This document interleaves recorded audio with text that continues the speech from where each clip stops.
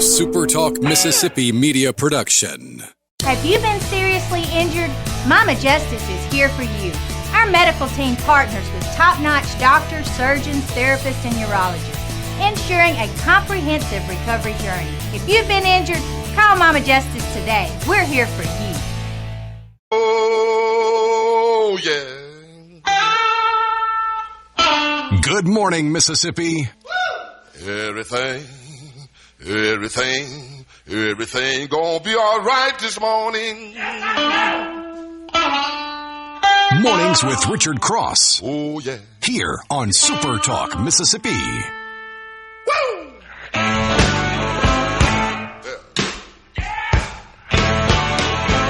Now, when I was a young boy, at the age of 5, my mother said I was gonna be the greatest man alive. But now I'm a man, way past 21. I want you to believe me, baby. Wednesday morning, just after 6 o'clock. Welcome. Thanks for spending part of the start of your day with us. This is Mornings with Richard Cross on SuperTalk Mississippi. Lance Tolbert is in the studio. I've already gotten some messages from the airport in Memphis this morning describing the main terminal. Yeah, it's just one terminal all the way through there. They redid the Memphis airport a couple of years ago, and it's a whole lot nicer than it used to be. But said it resembles the Grove this morning. That the blue garbage cans.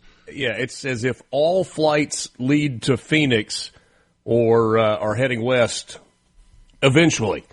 A lot of connections, some direct flights, and all that. As we are now on the eve of the college football playoff semifinals, with Ole Miss and Miami meeting tomorrow night at 6:30 Central Time. And here at SuperTalk Mississippi, we've got you covered.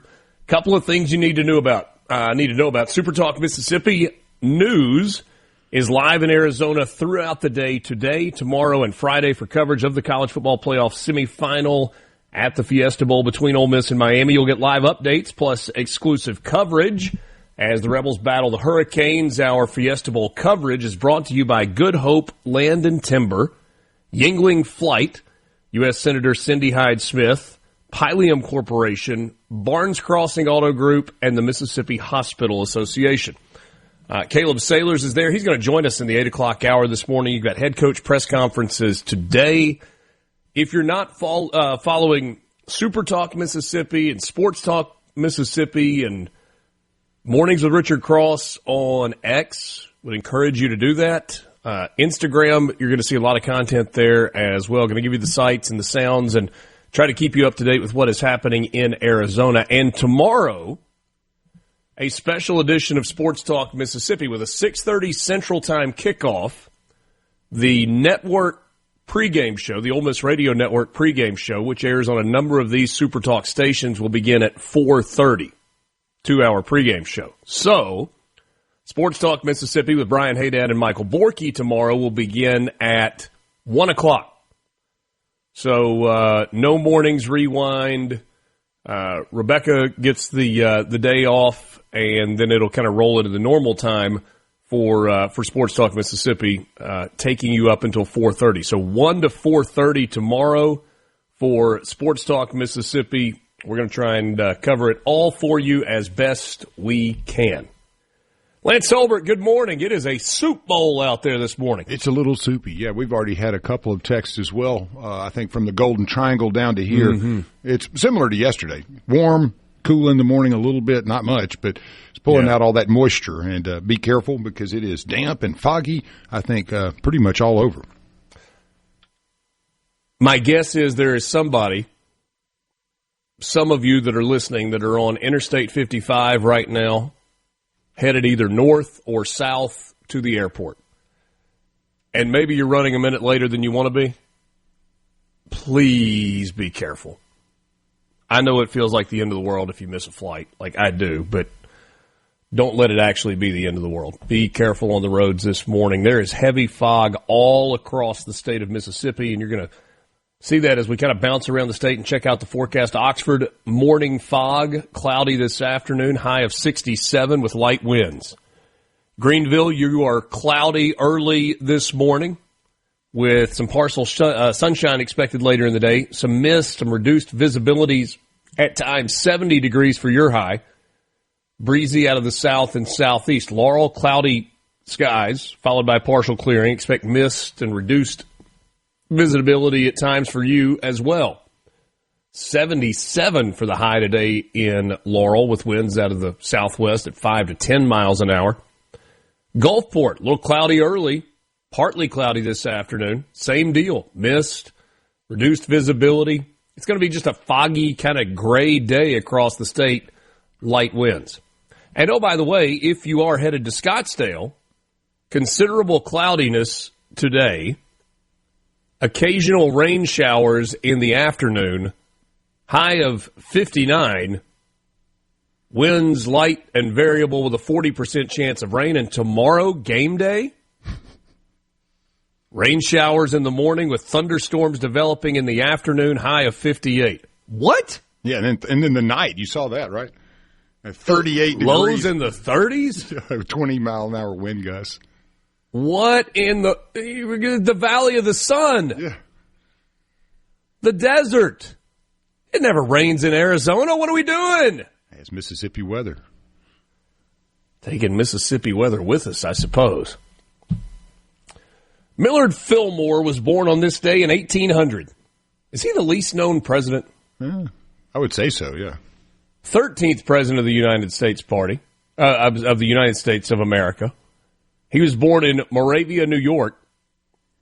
Served previously as the vice president under Zachary Taylor. Taylor died in office, and so Fillmore became the 13th president, the last of the Whig Party. Last president not affiliated with either the Democrat or Republican parties. Fillmore became a member of the U.S. House of Representatives in 1837. Upon being named vice president, he was mostly ignored by President Taylor, who died in 1850. Then he became president and oversaw the compromise of that year between the North and the South. The debate over slavery was expanding. The compromise was highly controversial. It preserved the Union for about another decade. In foreign policy, he supported the Perry expeditions. Those opened up Japan and Western trading and resisted French attempts to take Hawaii.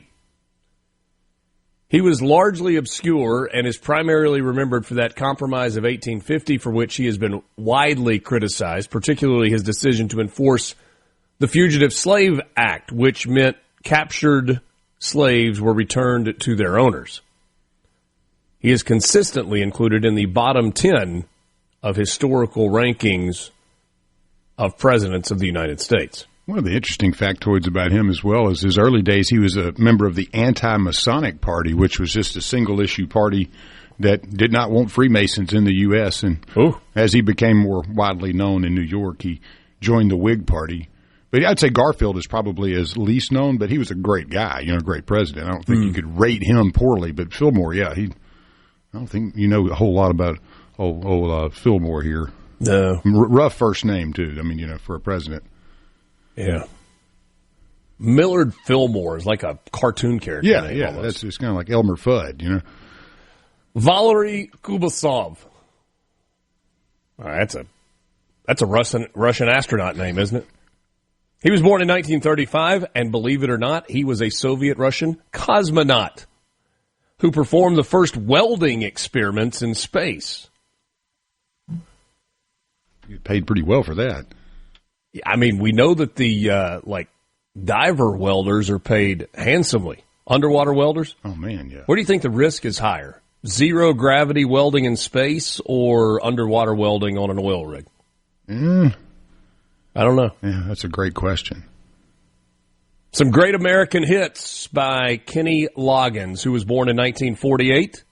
Singer-songwriter, Danny's Song, Your Mama Don't Dance, This Is It, Footloose, Top Gun Anthem, and more.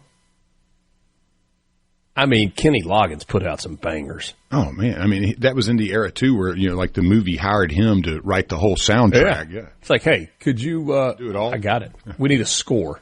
Okay.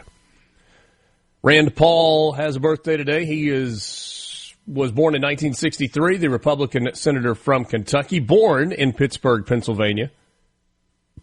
Nicolas Cage, 62 years old. Nicholas Kim Coppola, actually. Coppola, he's from the Francis Ford lineage. That's his uncle. I remember. Is he really? Yeah, Francis Ford's his uncle, and that's where he got his start in like Fast Times in Ridgemont High and movies such as that, in which he was tied to the famous uncle, but goes by Cage. Moonstruck, Leaving Las Vegas, National Treasure. What a great movie. Con Air. Come on, man. Con Air. Great hair. He was born in Long Beach, California. Lewis Hamilton is 41 today. English auto racer, is a Formula One driver, or was. And he was the driver's champion in 2008, 14 and 15, 17, 18, 19, and 20. That cat can drive. Lamar Jackson, born in 1997, won a Heisman at Louisville in 2016. Two-time NFL MVP with the Baltimore Ravens, and soon to have a new head coach. Quick timeout. We'll look at some things that happened on this day in history, get to some news headlines. We've got your morning sports update brought to you by Pearl River Resort and more. Mornings with Richard Cross. Thanks for being with us on this Wednesday, middle of the week, January 7th. Yes, I'm leaving here a better man. From the Venable Glass. Go on, man. The news you need. Every 10, 15 minutes, there's something. The talk you love. To really talk about the things that matter. I'm into all that stuff. Mornings with Richard Cross. Super Talk, Mississippi.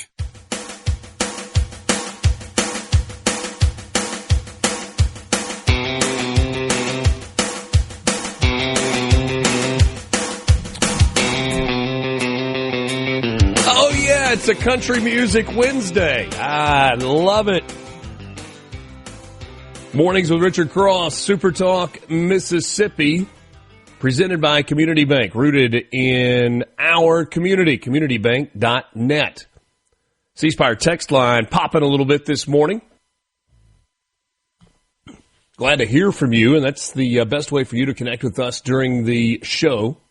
601-879-4395. C-Spire's got the best in wireless with 5G nationwide coverage.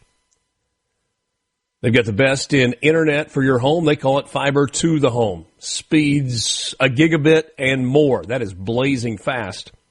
And a business IT services team that is based right here in Mississippi, so that when you call them, you speak to someone who speaks your language, who speaks Mississippi.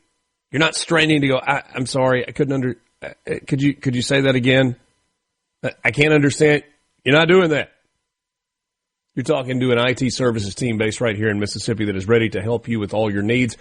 If you're not already a customer, it's time to give them a try. cspire.com, C-Spire, customer inspired. Kenny also made the theme song to Caddyshack. Really? Oh, yeah. Okay. Hitmaker. Didn't Zachary Taylor die from eating cherries and milk or something? Yeah, something like that? Something weird like that, yeah. Yeah, he thought it was a seedless, and there's a seed in there. He didn't look very happy either. Oh, Zach Taylor. Is he one of those with the oil painting that's not very flattering? I think there's actually a photo at that era, yeah. You get like photos of him by the 1850s, isn't that right? Yeah. I remember he was kind of surly looking. Okay. Yeah. Kirk in Columbus says Columbus is pea soup, fog bad in the 901, foggy in the GTR. Thank you, Ed. Appreciate that from all of you. Be careful out there. Yeah, he said it was copious amounts of cherries and milk while attending holiday celebrations during a fundraising event at the Washington Monument while it was under construction. So that was all going on. That was what Zachary Taylor was befelled from. A holiday party in which he was eating copious amounts of cherries and drinking copious amounts of milk. Yeah, July 4th, too. So they were celebrating the holiday. Patriotic event. Yep. On this day in 49 BC, the Roman Senate declared Julius Caesar an enemy of the Roman Republic. It's never good. Seems like that's not a message you want to get. No.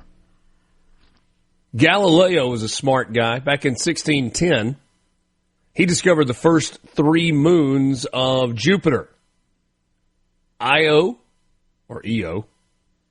It's literally spelled Io, so we'll go with that. Europa and Ganymede. Ganymede? We'll go with that. Appreciate that, Galileo. He also told people, if I remember, like when he discovered all that, he's like, hey, if you look through this telescope, you can actually see a lot more stars than what you... They're like, no, really? This tube is more powerful than the naked eye. What? Blew What'd you everybody say? away, man. Like, are you kidding me? And appreciate Galileo being part of Bohemian Rhapsody as well. Of course. You talk about a well-accomplished man. I love the story of when they were like pitching that song, and the record executive looked at them like they were absolutely crazy. Like, nobody's going to know what you're talking about, man. What is this Galileo stuff? Galileo. They're like, no, trust me, it's going to work. It's going to work. I see a little silhouette of a man. On this day in 1904, the Marconi Company established CQD, Seeking You, Distress, as the first international radio distress signal. Okay. Was not universally adopted, but I think was the precursor to SOS. Yeah. That Marconi cat, Frenchman that kind of had it going on. He pulled off some stuff, yeah. Yeah, he did. It's like one of those, too. You just kind of, what kind of witchcraft is this stuff? Back in those days, you know?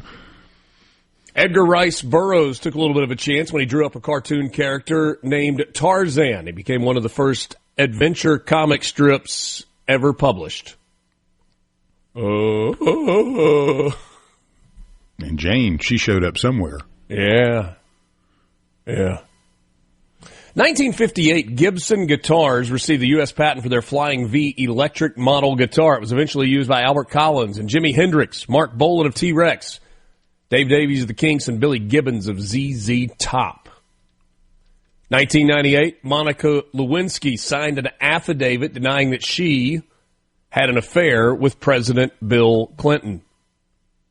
1 year later, January 7th, 1999, the impeachment trial began in the U.S. Senate after the House voted to impeach Bill Clinton for lying about said affair with Monica Lewinsky. I did not have sexual relations with that woman. Miss Lewinsky. Hillary stuck by her man, though. Just as closely as she always had. In 2021, Elon Musk officially became the richest man in the world. With a net worth of $186 billion, that was 5 years ago, overtaking Amazon co-founder Jeff Bezos.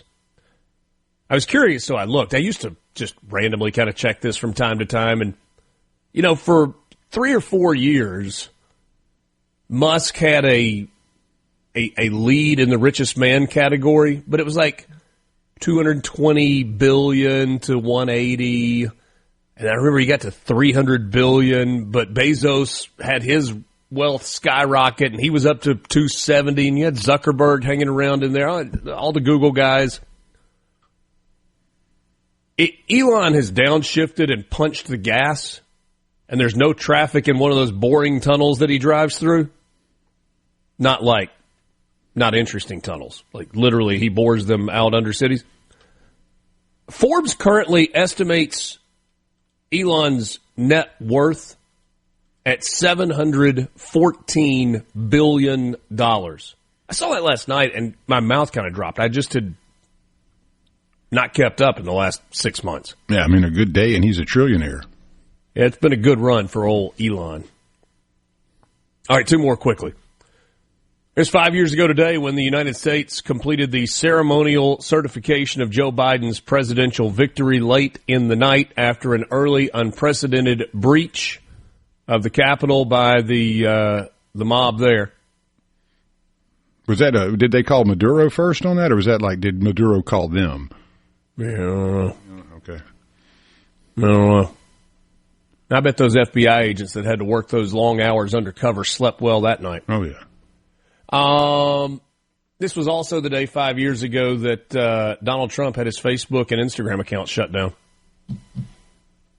And finally, this day 3 years ago, Republican Kevin McCarthy was finally elected Speaker of the House.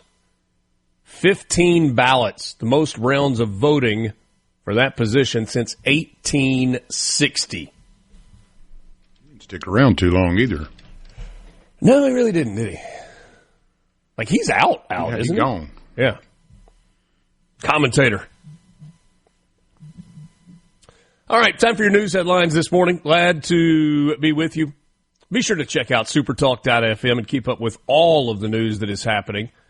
An investigation in Lee County has been launched after a property was found with a large number of dogs, animals, but primarily dogs on it.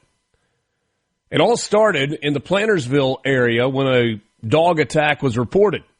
Sheriff Jim Johnson said that a resident reported the dogs entered her yard and attacked another dog, prompting her to call animal control.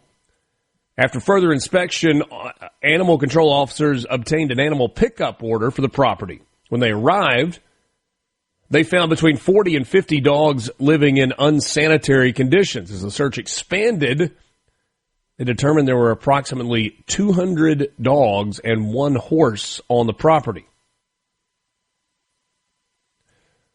The good news is most of the animals were in fair condition despite the squalor in which they were living. Several dogs have been removed. Efforts are ongoing to relocate the remaining animals to appropriate care facilities. Criminal charges could be coming. I mean, is that a puppy mill? Is that a dog collector? Did it just turn into like the rough street corner where all the dogs that got away decided to hang out? I need more information on that one.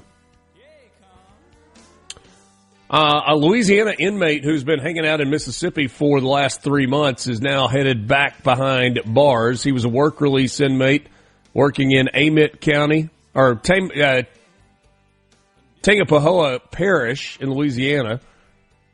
Christopher Del Cambry. Well, he looks rough, too. Man. Yeah, he does. Was living in a homeless camp in Jackson, Mississippi. A tip to law enforcement put them on the chase. They got him, and now he's got new charges of aggravated escape, originally behind bars on drug and felony theft charges. I believe it. Supertalk.fm for all of your news. Sports Update is next. Conversations and clarity. What a great way to start your Mississippi day. Mornings with Richard Cross on Super Talk Mississippi.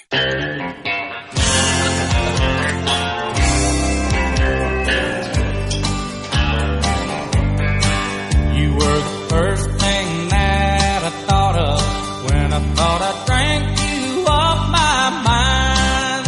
When I get lost in the liquor, you're the only one I find. If I did Wednesday morning, hump day, middle of the week. It's January 7th, 2026, and Lance and I are thrilled to be spending some time with you. C-Spire text line is open at 601-879-4395. It's time for your morning sports update, brought to you by Pearl River Resort. Find them online at pearlriverresort.com. pearlriverresort.com. So much going on at Pearl River Resort. And if you can't make it to Arizona, the Sportsbook at Timeout Lounge just might be the spot for you to watch the college football playoff semifinal, the Fiesta Bowl in Glendale, Arizona, tomorrow. They want to get there early to make sure you can get a good seat. Learn more about them online, pearlriverresort.com. Your home for family fun, casino thrills, and live entertainment. Larry says, Richard, when are you flying out? 11:51. Wrap things up here at 9 o'clock. My wife and I are going to jump in the car, head to Memphis, and supposed to get in a little after 4 this afternoon. Can't wait. Now, you're not on one of those direct flights, right? Direct coming home. We got to connect in Dallas on the way. That's not too bad, though. Booked it a little bit later, and the early morning direct flight was not available. Plus, if we had done that, I couldn't have been with you this morning. That's right. There weren't many of them. I know I talked to a couple of people yesterday that were scurrying to get tickets, and they had like three different connections. And that's what I had. There is a great flight to Phoenix. Like, if you're looking to go somewhere warm this couple of days notwithstanding, and Memphis is kind of your home airport, you can go to Phoenix on a 7 a.m. flight and be there by 10. Nice. And it's like you steal an extra day on your travel. Well, and then there's a return flight that leaves at 8 o'clock at night, so you can kind of steal a day on the back end as well. You could do that going west, or you can do that going south. There's a 6 a.m. flight to Miami with a 10 p.m. return flight from Miami. I love Miami. I mean, it seems easier to go east to me. I don't know if I just dreamed that. But yeah, it absolutely is from a travel standpoint. Yeah, definitely. It just seems easier to me. Yeah. And then, I was doing a little digging. I don't know if it was you or Dave that was on with me that day, but there's the weirdness of the Pacific time zone and the Mountain time zone, where West Arizona is like literally, it bumps up to it. But in that area, they don't observe daylight savings time, so there's like a 2-hour difference between. It's really weird. I mean, if you go look at it, I mean, you could steal some life there. I mean, that's the thing. They're in the Mountain time zone right now. But when we get to end of March, beginning of April, and the time changes, they'll then be on the West Coast time. Mm-hmm. Yeah. We could make this so much easier, the whole time zone thing. We could. Yeah, you'd think. All right, let's start the morning sports update from Pearl River Resort with a message from the C Spire text line. Although perhaps this should have gone in the on this day category. This is a good one. There's one tiny little bad word. I'm just going to read it. Hope you'll bear with me.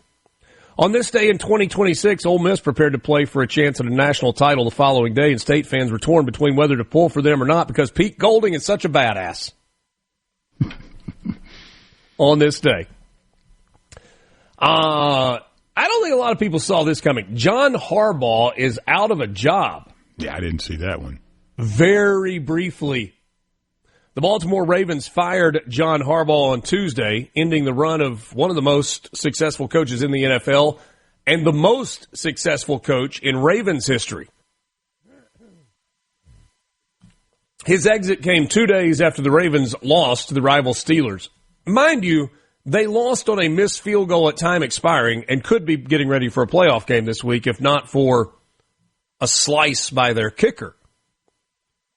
Missed a last-second field goal attempt, eliminated them from the playoffs, and the Ravens brass said, "You're out." Steve Biscotti said, "Oh, it was a very difficult decision." How difficult? Well, Brian Harlan is Jim Harbaugh's agent. He told Adam Schefter at ESPN yesterday that in the first 45 minutes, less than an hour, after Harbaugh was fired, Harlan, Harbaugh's agent, received calls from 7 NFL teams expressing interest in Harbaugh being their next head coach. There are currently 7 openings in the NFL of teams that fired their coaches, which means everybody not named Baltimore that has a job open called and asked about hiring Harbaugh. And somebody who hasn't yet fired their coach called and asked about hiring John Harbaugh. Well, the only guy that with more tenure than him is Mike Tomlin, right? With the Steelers? I think that's right. Yeah. I think that's right. On him. I'm a big Ravens fan, so that was a shock to me, but we'll see. There you go. Somebody's going to get a heck of a coach. Yesterday you had coordinators and some players that had a chance to visit with the media out in Arizona. Because of Charlie Weiss's situation, he has not had to do the media obligations. Joe Judge has sat in and has done an outstanding job. But, of course, Joe Judge is fielding questions about Charlie Weiss Jr., including, is he here? Is he going to call plays? Charlie Weiss is going to stick with this Ole Miss football team through the end. I don't know if anybody else is that's going to LSU, but he is. Joe Judge said this, Charlie's in the hotel room right now watching our practice tape with the staff. And look, I'll tell you what, he's gone back and forth several times. In fact, he had to fly down after practice yesterday and come back last night because they've got portal visits going on as well. So scripting on the plane and having phone calls and talking about notes from practice and making corrections through FaceTime. Judge went on to say, it's been a different process for all of us. We all work together very well, and Charlie's done a terrific job through this entire process. I can't say enough about Charlie in terms of who he is as a person, what he's doing as a coach, and this is a challenge many people haven't had to have.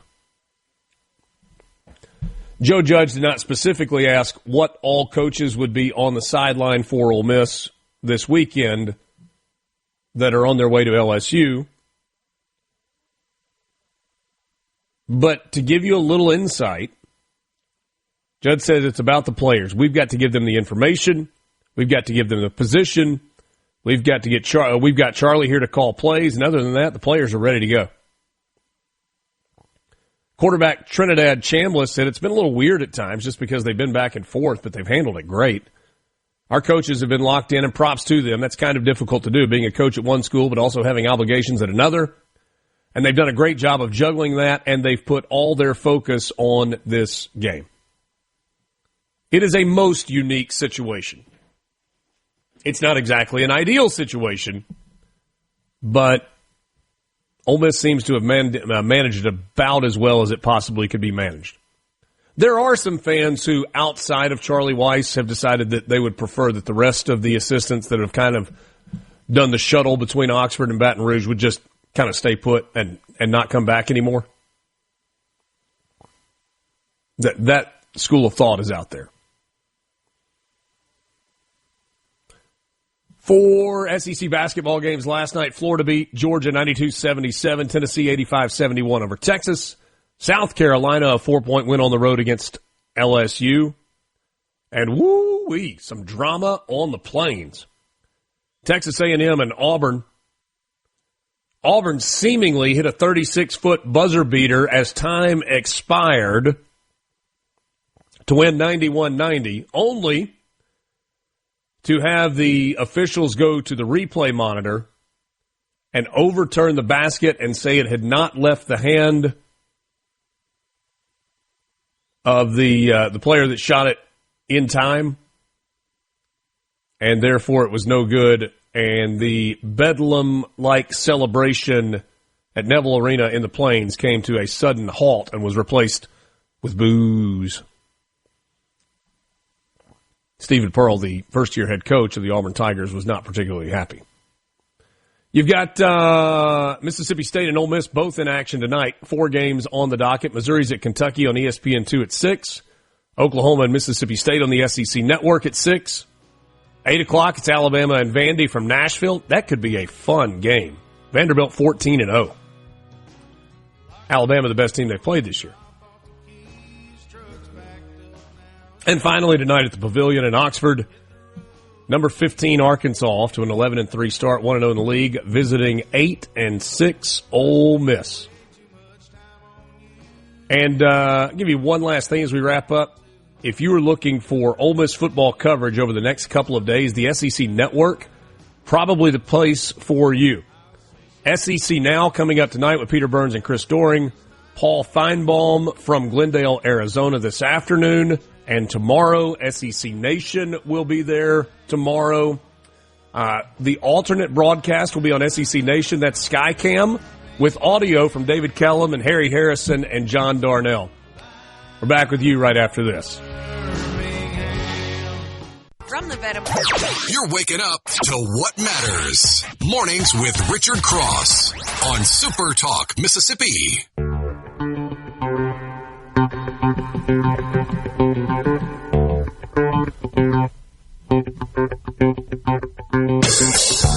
That music means it's time for your Mississippi Lottery update, brought to you by the Mississippi Lottery. Lotto America up to $12.1 million for its drawing tonight. Cash value of almost $5.5 million. Powerball, no jackpot winner on Monday, so tonight it eclipses $100 million, $105 million on the drawing. Monday night's numbers were 4, 18, 24, 51, 76 with a Powerball of 14. No winner last night for Mega Millions, and so Friday's drawing is going to be worth $199 million with an estimated cash value of about $90.5 million. So great stuff there.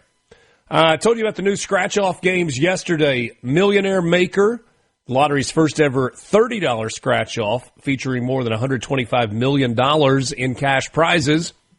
Classic Bingo is $5, top prizes of $75K. Emerald 8's a $2 game, is offering $20,000 top prizes. Plus, to celebrate Millionaire Maker, the lottery is offering its biggest bonus promotion ever. Over $200,000 in cash giveaways. Non-winning tickets can be entered for a chance to win. And every time you buy a lottery ticket, you are helping fill a pothole. Great or good, Lance? You know that revenue stream for MDOT from the lottery now? Anyway. All right. Grab a couple more from the C-Spire text line for you. Bubba says, I'm so tired of hearing people say it's all about the players. Not just Ole Miss. I hear it all the time. What about the people paying the players? Yes, clearly that is extremely important. I think in this example, though, we were talking about as it directly results to, or as it directly ties to the results on the field. But yeah,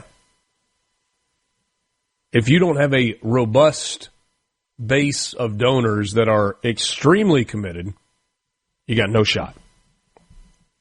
No shot.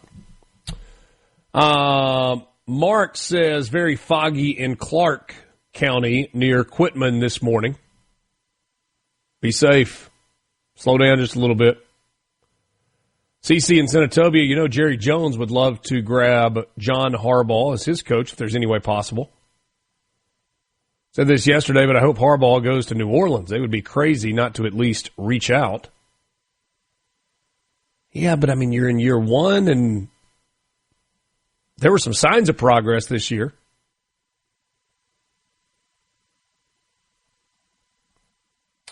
Somebody said, this is coming from a Mississippi State fan, in response to that message about the quandary that some Mississippi State fans find themselves in about do we cheer for Ole Miss or not, and this person says, untrue, we hate Ole Miss. It's always an interesting conversation, and I would love to hear from you. We can pass this along as we go throughout the show. If you're a Mississippi State fan, where do you fall on the success that Ole Miss is having? There are a couple of examples that are of this high profile. Brian Haydad, for his part, by the way, and I think Michael Borky as well yesterday was like, no, you have to hate your rival. Can't cheer for them under any circumstances. Haydad said the worst thing that could happen to Mississippi State football is for Ole Miss to win a national championship. A lot of people agree with that. But there are a lot of people that kind of fall in the, this is shining a pretty good light on the state of Mississippi. Happy for them. I've got lots of friends that are Ole Miss fans, happy for them. So here are the two examples that I can give you. Three examples I can give you where we've seen some crossover, and I think it was genuine. Mississippi State making the Final Four run. That was such a neat story with the way the Bulldogs were playing kind of down the stretch. That was 1996. I think there were a lot of Ole Miss fans that were genuinely interested and maybe even happy, if not openly cheering for Mississippi State. 2021, Mississippi State in Omaha playing for a national championship. We heard a lot of the sentiment of, yeah, I mean, this is great for Mississippi. I hope they do well. 2022, the next year, there were a number of Mississippi State fans that said, we got ours. It's really good for Mississippi. It's good for college baseball. Hope Ole Miss does as well.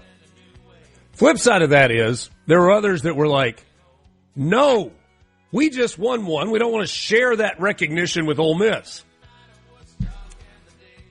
Brian says, State fan here, congrats to the Rebels. Johnny says, your whole Mississippi was playing the Taliban. I would pull for the, if Ole Miss was playing the Taliban, I'd pull for the Taliban.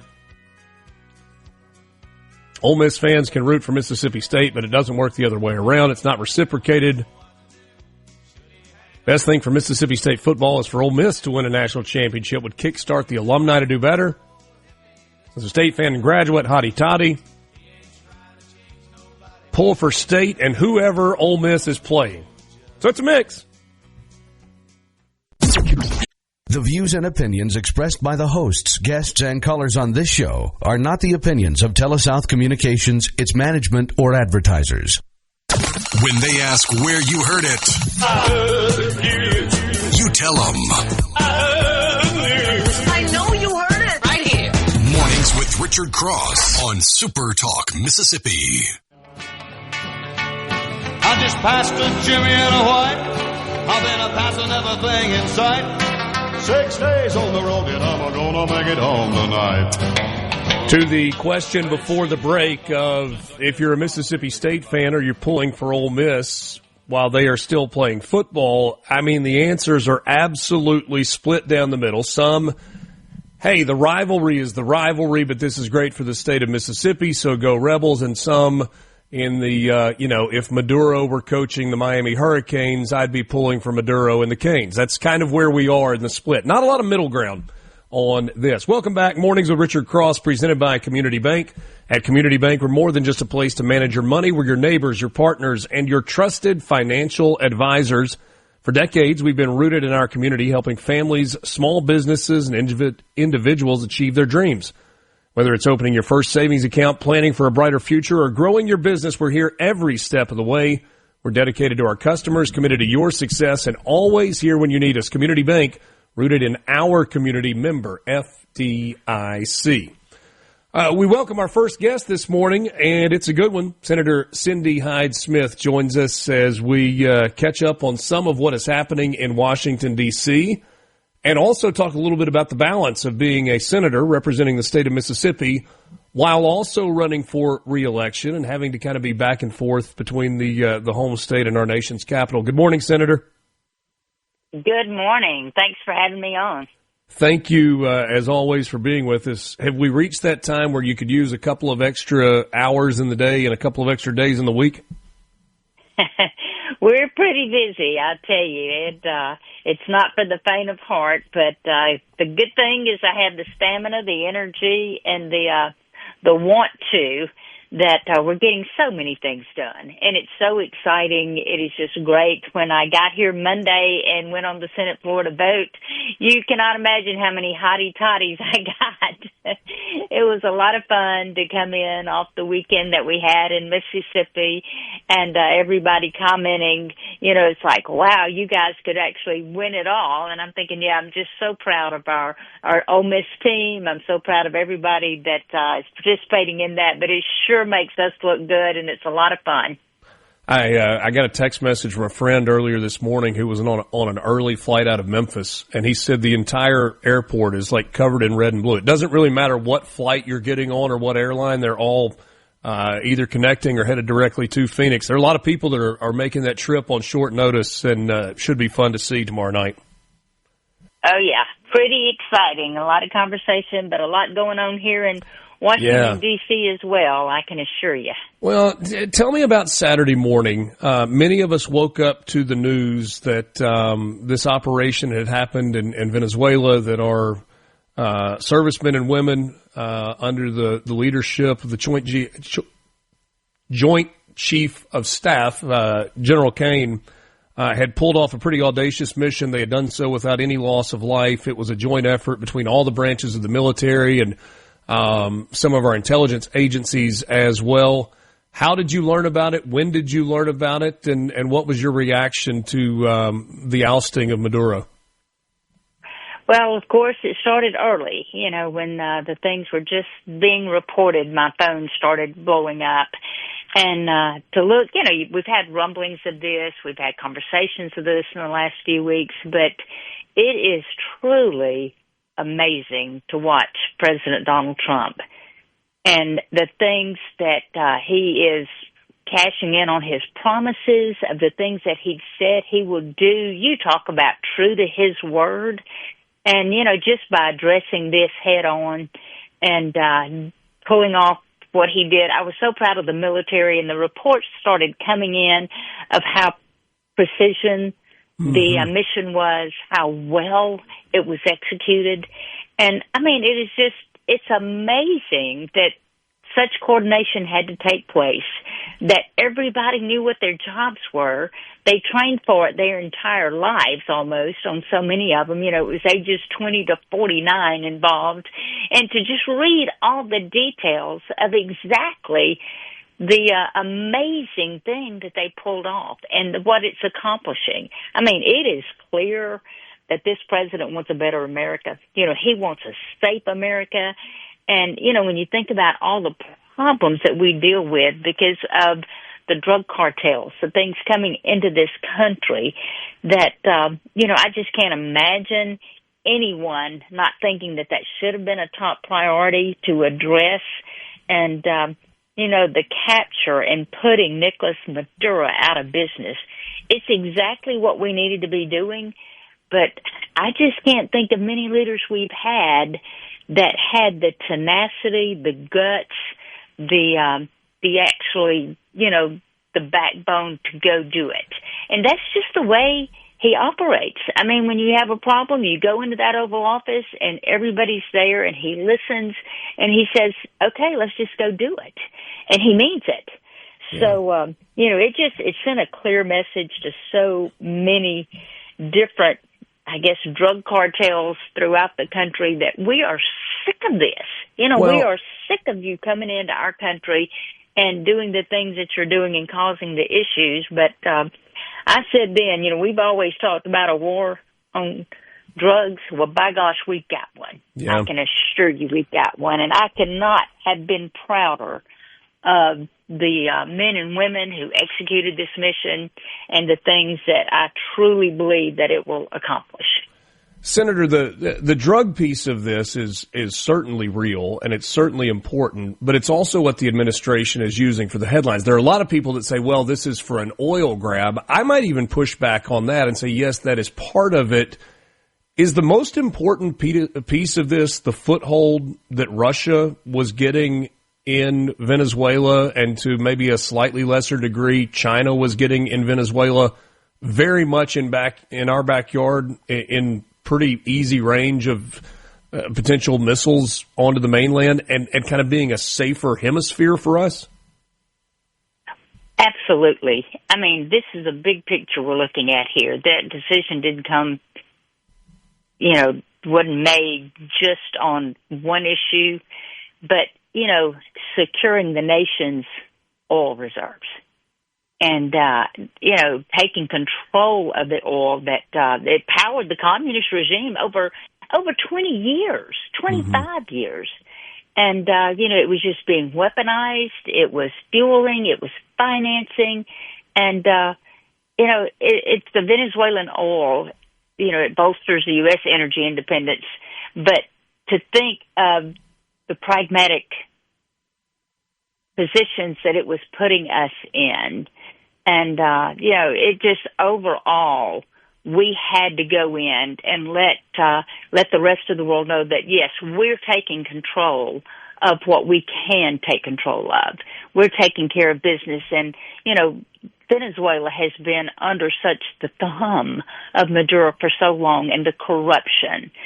So it was just a good day. The American companies that, wanted to invest, they just pulled out. I've talked to companies that had so many ties to Mississippi, they said, we just can't operate there anymore. But it was just the decay of what a communist country can do.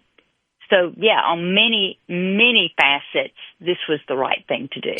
Visiting with Senator Cindy Hyde-Smith. One more kind of geopolitical question, and then after the break, we'll bring it back home to Mississippi and talk about some things that are affecting our home state as well. President Trump kind of rattling the cage about Greenland again, and Caroline Leavitt, the White House press secretary, suggesting that potential military action on the table if necessary. A couple of your colleagues came out pretty strongly yesterday, including Leader John Thune, and we're not using military to go take over Greenland. That's not what we're talking about. We know it's strategic. We know it's important maybe to grow the alliance. Do you have any concern at all about the president and some of his statements about Greenland and we need Greenland, we need to go take it? Well, I think he's discussing a range of options. And, of course, he always throws that in there. He does. But I'll tell you, he does. I had a long conversation with Lindsey Graham yesterday, and, everything's on the table. There's options out there, but I do feel secure in the judgment and the ability to make very good decisions here. And Marco Rubio, I tell you, he's one of my favorite people that I've ever had the opportunity to get to know. I was going to bring him up in a minute. I promise I was. So carry on. I'm sorry for interrupting. Yeah, well, I have such confidence in Marco. And, we kind of all grow up in this business. We bond. We get to know each other's families with children. And, that trust there that I think he is the best Secretary of State that we have ever had in this country. And I know that, he is going to handle this. We have a president that is, when I say unconventional, we all know what that means. He is truly unconventional. He is. But, there's so many things here, but the confidence that I have in these cabinet members and moving forward and guiding this president, I feel secure in. Quick time out. We're right back with Cindy Hyde-Smith, Senator from Mississippi, right after this. From the Venable SuperTalk Mississippi. You heard it here first. Mornings with Richard Cross. Here comes the news. Well, we're right around this old time in the beat-up car with the windows down. SuperTalk Mississippi News will be live in Arizona today, tomorrow, and Friday for coverage of the college football playoff semifinal matchup at the Fiesta Bowl between Ole Miss and Miami. You'll get live updates. Our Caleb Sailors is there. He'll join us later this morning, plus exclusive coverage as the Rebels battle the Hurricanes. Our Fiesta Bowl coverage is brought to you by Good Hope Land and Timber, Yingling Flight, U.S. Senator Cindy Hyde-Smith, Pylium Corporation, Barnes Crossing Auto Group, and the Mississippi Hospital Association. Thanks for being with us this morning. Senator Cindy Hyde-Smith is my guest, and appreciate her being with us. I wanted to share this post I saw this morning on X about Marco Rubio. They say that his job title has just been growing and growing. He has now been slated as the governor of Minnesota, the Shah of Iran, the prime minister of Greenland, the head of Hilton Hotels, and I think the Michelin Man even. In truth, though, he's the Secretary of State, the interim national security advisor, the acting national archivist, the chief of USAID, and I'm not really sure how he's doing it all. Yeah, it is amazing that he can juggle all those things at one time, but he's quite capable. And his depth of knowledge is just, it's incredible.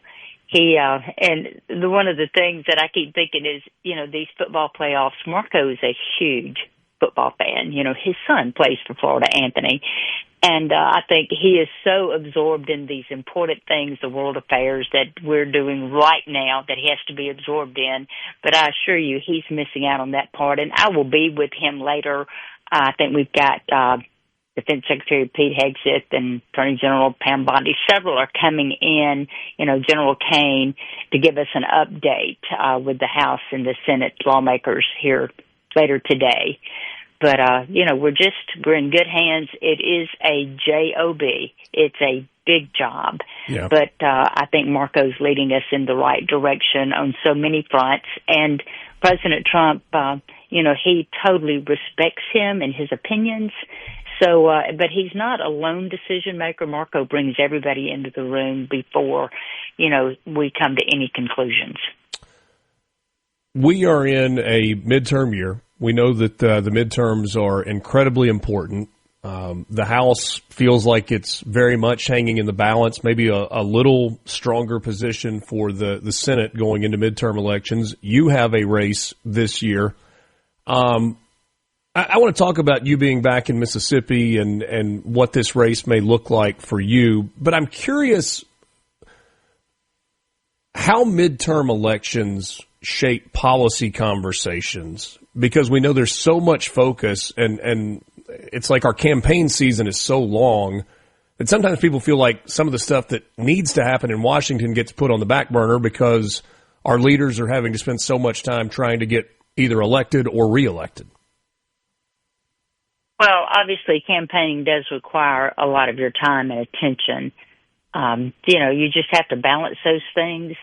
But, you know, my number one job right here is to make the best decisions that I can, to be a team player, to promote President Trump's agenda here on Capitol Hill, and to represent Mississippi. You know, campaigning is a necessity, and, you know, I've been at this a long time. I've been through several campaigns.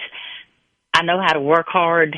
I know how to strategize. I know how to look at the things that must be done, what we need to be done, and I'll be throughout the state. You know, we will work like nobody's business, but the number one priority right now is to do my job here in Washington, D.C. There's no doubt. And we've got a lot of responsibility. We're trying to get appropriation bills out. But, you know, there's time for campaigning. There's sometimes that, like, I would love to be in Phoenix this week. I'm here doing my job. You know, we have to commit that time and to get out there and campaign when we're available to do it, which is pretty limited. Right. But I learned a long time ago, you know, when you work hard and you do the right things, other people are going to step up for you as well. You've got a lot of surrogates out there, because I'm not going to miss a vote here in Washington, D.C. to go to a campaign event. I mean, that's the second thing that I'm doing. The first thing I'm doing is my job. And there's so many things happening here. There will not be a short news day for a while, because we've got so many things happening here that are exciting. I mean, my job is to look out for Mississippi. You know, the English shipbuilding, Trump calls it the Golden Fleet, that he wants to be so involved in. And it's so beneficial for Mississippi to make sure those things happen, so that the contracts are right, that, you know, you're meeting with the right people to keep us going in the right direction.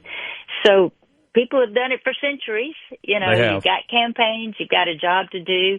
And but I love going out throughout the state and telling them what's going on here, what's happening, and the current things that we're waiting for the president to sign, or we're waiting to get on his desk. But appropriations is really at the top of the list right now. How much do you and Senator Wicker meet and to make sure that the two of you are at least somewhat on the same page in terms of representing Mississippi? Obviously, you are both independent thinkers, and you've got the ability to vote independently, but it's kind of a united front for Mississippi and Washington. Well, I think for us to work together toward common goals of trying to accomplish things, because we both serve on different committees, is so important. And, you know, we work very well together. You know, we don't always agree, but I mean, that's with anybody and everything. But I assure you, most of the time we do, and we're rowing this boat together, not against each other. And, I see him every day. We're at lunch every day with the rest of the Republican senators. I saw him yesterday. The minute I, got in on the Senate floor, we're voting and discussing things that we need to be doing. So, we have a very good working relationship because I just think that's important. And, I know of states who have, obviously we all have 2 U.S. senators that they don't get along. And it's not what's best for that state. But he's, has a good chairmanship, and it's important. And I think that, we have a great relationship of working together. We do. When I first had you on as a guest, I think I told you then that I was going to ask you about farming every time we talked. And I'm going to stick true to my word on that. We've talked a lot about the Farm Bill. We've talked a lot about aid that farmers need. They have recently gotten that. Those programs are rolling out. But you talk to people in the farm community, and it's in terms of losses that they have sustained, some of this aid is really only a drop in the bucket. So how do you balance the good of what is there right now while continuing to push for more for the farm community in Mississippi? And we're not just talking about row crop farmers. It's the catfish farmers and the tree farmers and everybody in between. There's no doubt, but now the row crop guys, they're having a really serious challenge. They are. And, I was really happy to see that the administration and Brooke Rollins was so helpful on the Farmer Bridge Assistance Program because that is really going to be needed. We had so many really good things in the big bill that we talked about, the working families tax cut. But those improvements, they won't reach farmers until October. Right. So, it's pretty critical right now and this is what we're calling a bridge of assistance, and it does give the relief. But Congress, we've got to work on the administration's ability for long-term solutions, to come up with those solutions to give our producers the market that we need to compete and sell the products. There's a lot of things out there that are doable, and, it's like anything else in this town. It's a pretty far stretch at times to get there, but to constantly capitalize on the opportunities that we have to create those markets. And just like the proposals of the Buying American Cotton Act, that's just one example that has been really good, and it is, just one of the solutions that serves as a support there, but it provides tax credits to businesses that sell and manufacture American-grown cotton. And, it's just, there's a lot of opportunities out there, but you have to diligently, intentionally seek every opportunity and not let anything get by us that we couldn't gain momentum from. Senator Cindy Hyde-Smith, we've only got 30 seconds left before the break. When will you be back in Mississippi? What's on the docket for you when you get back home? Well, hopefully we'll get in this weekend and get some things done. When you're campaigning, you've got to do a lot of fundraising. It's just unbelievable how much it costs. So we are doing fundraisers. I'll have one. The president's helping me with at Mar-a-Lago here in about 3 weeks because, these ads are expensive. The TV time is expensive. And so the number one thing of campaigning normally to start off is the fundraising. You've got to be well funded to run a campaign that be competitive with anything that the Democrats can come up with, and George Soros is very involved in my race. So it's a tough challenge to do those things. So we'll be doing a lot of fundraising. We'll be coming in and meeting with the people and listening. Thank you, Senator. So important to listen and to come back and act. From the Seabrook.com to SuperTalk, Mississippi. Covington County Hospital in Collins, where your health matters. Welcome. Check this out. Now, what can be offered to you? Mornings with Richard Cross. Information. SuperTalk, Mississippi. You're sorry once again. Back with you, Mornings with Richard Cross, presented by Community Bank, rooted in our community, communitybank.net. Thanks for being with us. I appreciate the time of Senator Cindy Hyde-Smith this morning, and we have got a parade of guests for you as we roll through the show this morning, including right now, Mississippi House District 94, Robert Johnson, the minority leader in the House. He's also vice chair of the House State Affairs Committee. Glad to be with you and glad to be joined by Representative Johnson, Mr. Leader Johnson. Back at it yesterday with the start of the 2026 legislative session. Did you have to stop and ask directions from anybody in the Capitol, or were you able to kind of find your way through okay? Yeah, I got through okay. You know, it's sometimes it's hard to navigate with the overabundance of Republican leadership in the Capitol, but I find a way to, ease through there some kind of way. Well, I mean, yeah, that's just what the state of Mississippi has said. That's who they've put in place. That's right. Not in your case, though. Right. Is there an excitement for a start of a new session? We talk to university leaders sometimes, and they talk about the energy that's on a college campus going into the start of a new year. You kind of feel that first day of school. Does that exist in the Capitol? It does for me. It does for me, and why? I guess it's like a calling. I mean, I really get excited about coming to work at the Capitol and having a chance to do something good on behalf of the people of the state of Mississippi. I tell people all the time, I love the state of Mississippi, and I want to do all I can to improve it and make it better, not just for my family, but for the whole state, but for the people I represent. And I get excited about that. The idea that there's an exchange of ideas, debate back and forth. In my core, I'm a litigator, and I tell people all the time, I never get upset about cases I may win or lose, or get excited about any I win or any I lose, because when you go in a courtroom and you go back and forth about an issue, if you do your job and everybody else does their job, then you'll get the right outcome. And even though I don't always agree with what happens at the legislature, if I feel like we've all put 100% in, then I'm willing to live with and continue to fight again another day.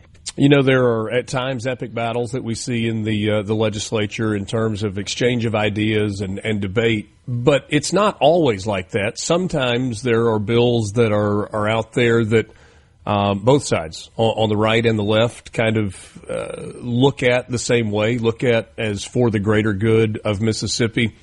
When you kind of look at the agenda that the Speaker has laid out for this session, some of the things that have been talked about in the last few months leading into the start of the session, what are some of those issues that you think there is agreement on with both Republicans and Democrats that needs to be taken care of and taken care of quickly? Well, I think addressing infrastructure problems, and also, even though we may disagree on health care, on how to get there, I think we all agree that there's a need for us to address it and pay close attention to how that's done. Now, there's going to be a very contentious back and forth about this whole school choice issue. There is. But when you think about the idea, if I believe sincerely that the idea of school choice is about making sure that a child has access to a really good education, I don't agree that school choice is a way. I think it's just rampant with problems and inefficiencies in the terms of how you apply it. But the idea that we all want to see kids get a better shot, I think we can get somewhere that way. So where do you stand in the school choice conversation? And that's a pretty loaded question, because there's so many things that are being talked about. It's transferring public to public, transferring public to private, what people call public money, which is taxpayer dollars that would go potentially toward private schools, universal school choice, limited school choice. There's a lot there to unpack, but at a high level at least, where are you on this particular conversation? Well, I haven't seen a school choice proposal that actually provides the kind of opportunity and equitable access to education that it should. School choice in its purest form is not a terrible idea. The problem with it is that if you're going to, school choice costs. public education costs money. And if you're going to do school choice, if you're doing school choice and you're not talking about infrastructure, transportation, if you're not including that in your cost, this whole idea that the $6,800 would follow the child, to think about it. If pure school choice means I don't care where I live, I can choose to go to a school that I think serves my needs or serves my child's need. Mm-hmm. And the only way that works is that if I choose to go there, that school can't say no to me. I don't care if I'm a D student, a F student, I'm a failing or has a lot of deficiencies. If that's what I think works for me, you can't turn me down. But there has not been a proposal yet that provides that kind of access. And furthermore, if I choose to do that, say you can't turn me down, how am I going to get there? You know, even in cities, in urban areas where they have school choice, they always identify in its most basic level, hey, look, before we get to the idea that you're taking this money and even though you're not taking enough money, you're going to put a burden on a new school district that taxpayers are actually paying for. If you're going to do that, but if you're not sending enough money to take care of all the ancillary costs that come along with taking care of a student, then you're not really doing that student or that school system a service. And so if we're not talking about the entire picture, cost of extra teachers, infrastructure, transportation, how kids are going to go back and forth. For instance, if I always use Holmes County and Madison County because for Holmes County, I got, if I'm going to go to a better school district, Madison County is 30 or 40 miles down the road. It's right there. Why can't I go there? Well, how am I going to get there? And the reason that these schools are F districts, no matter where you look at it, it all boils down to resources. And so most of those kids come from poor families. They live below the poverty level, which means they probably don't have transportation. And so if you're not going to provide for all the things that make this work, then it's something I can't support. So if we're going to have discussions, and I think it takes a lot of discussion and a lot of examination to find out what is it that will make this work where no student will be left behind? That's what I'm for. You say it's all about resources. Yeah. And I think to a certain point I agree with that, but I also don't fall into the category of just throwing money at a problem is the way to solve a problem sometimes. Sometimes it's about spending the resources that you have in the most responsible way, isn't it? Yeah, absolutely. I don't disagrry with that. But tell me a or B operating school district that's not a poor county. I mean, every district that's a F district, every school that grades F is one that has a overwhelming population of poor people. They don't have a tax base. They don't have anything to sustain the schools. I'm just saying, I know it sounds anecdotal, but I can tell you that once the school district has the proper resources in hand, my school district in Adams County, until we passed a bond, we didn't improve until we passed a bond issue, built a better school, had better resources, had more access to internet and computer resources. We went from a D district to a B district when we put the resources in. Yeah. And look. But that means the people that live there in Adams County said, we are placing a priority on our public school system, and it may be hard and it may be expensive, but that matters where we live. And then you see the results that follow it. Is it the state's job to pick up the slack for the communities that are not willing to make that sacrifice? It absolutely is the state's job. Because when back before there was integration, when all schools were segregated, back in the 20s, when the state of Mississippi first instituted public education, the only reason we have public education, because there are too many children in this state. These weren't black children. These were children, primarily white children. So it's not a racial issue. This is a nonpartisan issue, non-racial issue.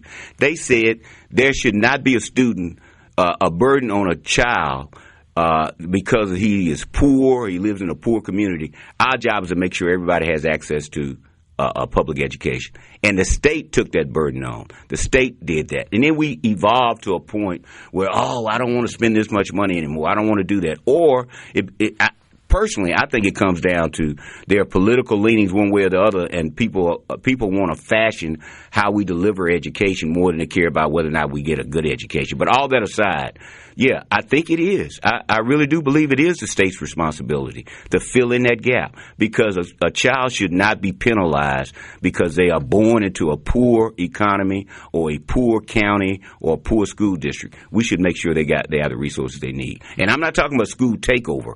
I'm talking about a very thorough evaluation of where are your inadequacy. Do you have central heating and cooling in your schools? Or do you have a lunch program to make sure the kids have the proper nutrition while they're there? Are you attracting enough teachers? No, they don't want to come to this rural area. Well, we may have to pay them a little bit more to come to places like that. That is our responsibility. Absolutely. And if we did that, this state would grow and prosper, because that provides a leg up for every child, no matter how you're born. If you can have an opportunity to learn and get better, then you have an opportunity to better your family and better your environment and everywhere where you live. Does that mean more money for public education, or does that mean differently allocating it I think a little bit of both. I agree with you. You can't just throw a lot of money at it. You have to find a way to be more efficient, but it's going to take – the state of Mississippi has to spend more money. All right, we're going to talk more with Minority Leader Robert Johnson on the other side of this break. It's Mornings with Richard Cross, Super Talk Mississippi. Thanks for being with us as we approach the 8 o'clock hour.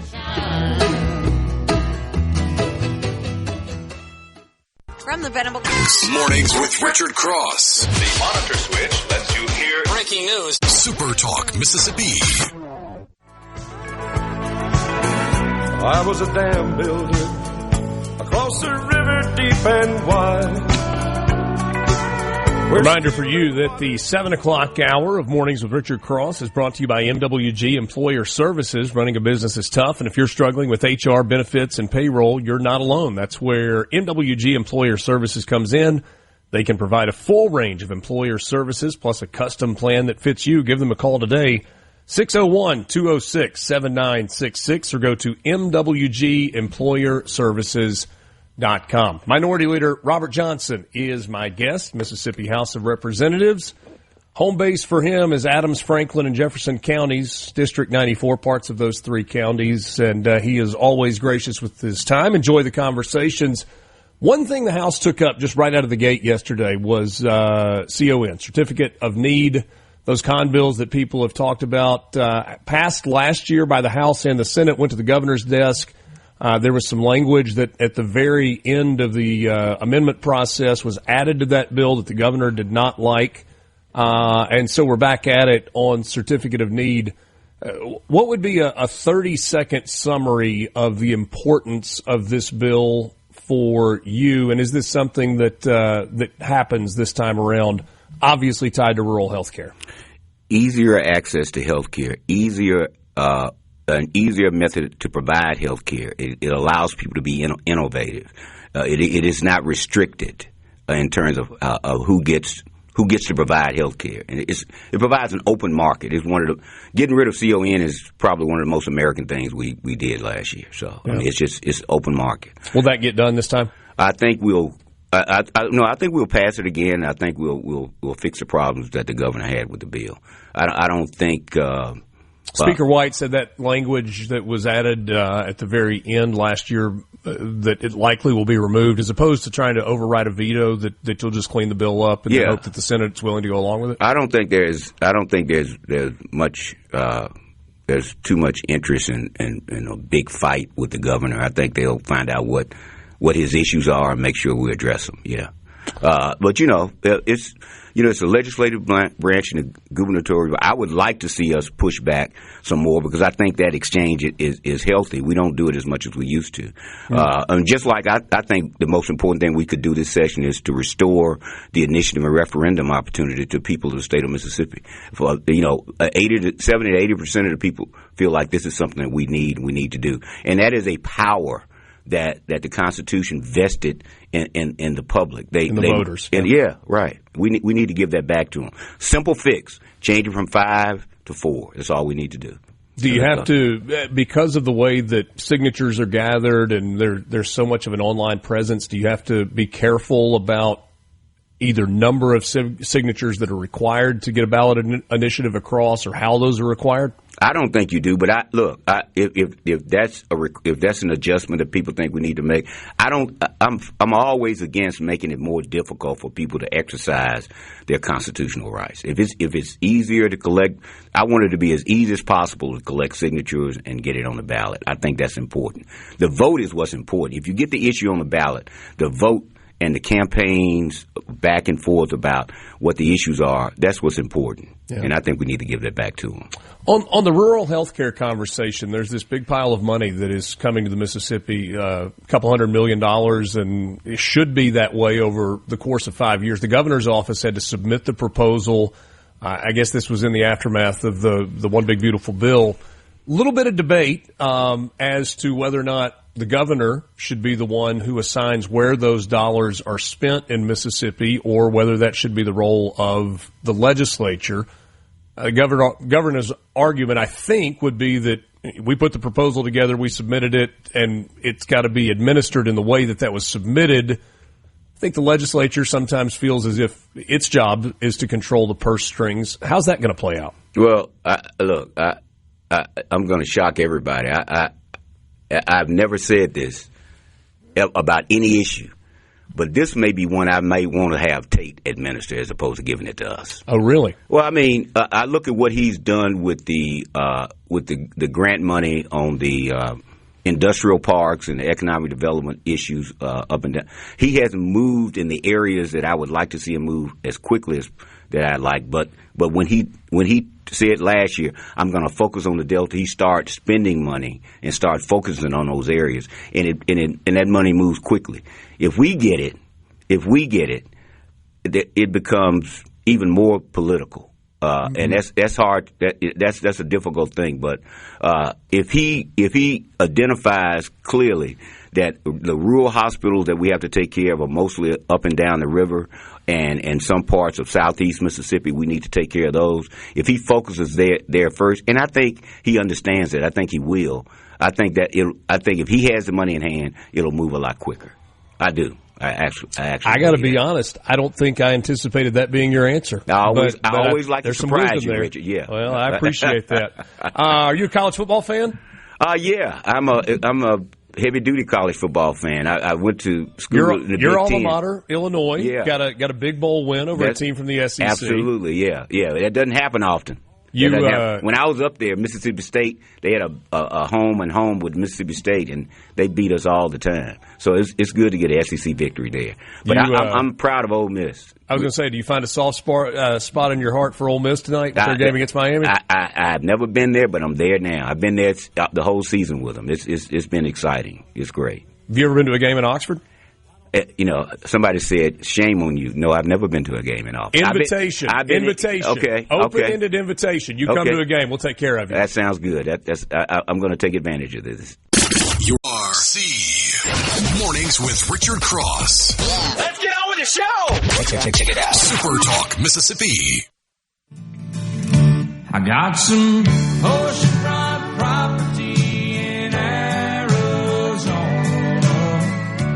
From my front porch you can see the sea. I got some oceanfront property in Arizona. If you'll buy that, I'll throw the Golden Gate in free.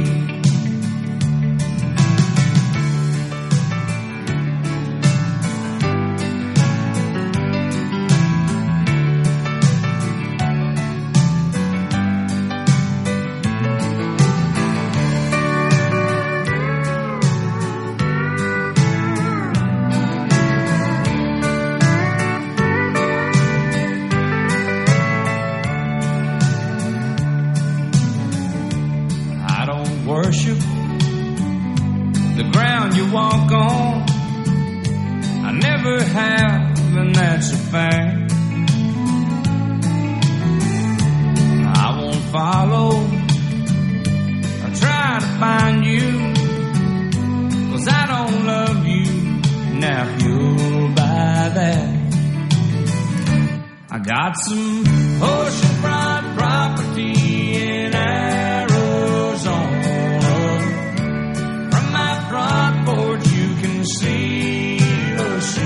I got some oceanfront property in Arizona. If you buy that. Mornings with Richard Cross, SuperTalk Mississippi, streaming online at supertalk.fm and SuperTalk TV. Thanks for joining us. The C Spire text line open to you, 601-879-4395. 601-879-4395.